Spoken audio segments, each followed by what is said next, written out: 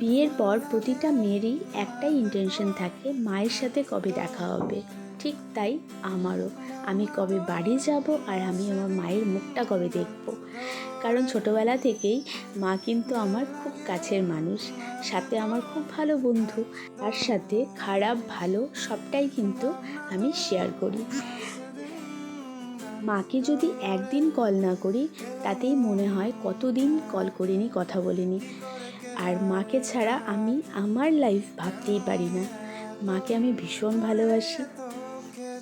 আজ আমি যা, তা কিন্তু আমি আমার মায়ের জন্যই। মা আমার জন্য অনেক কিছু করেছে। হ্যাঁ, প্রতিটা মাই কিন্তু তাদের মেয়েদের ছেলেদের জন্য অনেক কিছু করে থাকে। আজ আমিও মা হয়েছি, তাই আমি বুঝতে পারি যে মায়েরা কতটা স্যাক্রিফাইস করে তাদের ছেলে মেয়েদের জন্য।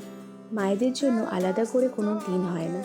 আমি মনে করি মায়েদের জন্য প্রতিটা দিনই মাদার্স ডে। আর আমি চাই আমার মা যেন এভাবেই আমার পাশে থাকে। ইভেন আমিও যেন আমার মায়ের পাশে সবসময় এভাবেই থাকতে পারি। মা আমার কাছে ভগবান। হ্যাপি মাদার্স ডে মা।